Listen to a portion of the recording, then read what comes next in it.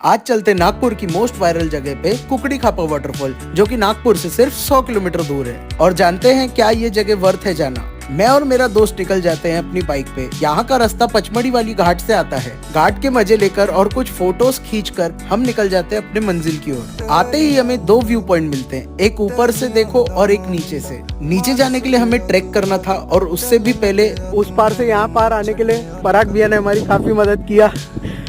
गांड पड़ गया था। काफी मेहनत और शिद्दत के साथ हम नीचे आए और हमें ये देखने मिला। आपको डूज एंड डोंट्स वीडियो के डिस्क्रिप्शन में मिल जाएगी, एक बार जरूर पढ़ लेना आने से पहले। इसकी एग्जैक्ट लोकेशन का लिंक मेरे बायो में मिल जाएगा। ये जगह 100% वर्थ इट है। आप भी अपने फ्रेंड्स एंड फैमिली को ये वीडियो शेयर करें और जरूर से एक बार विजिट करें।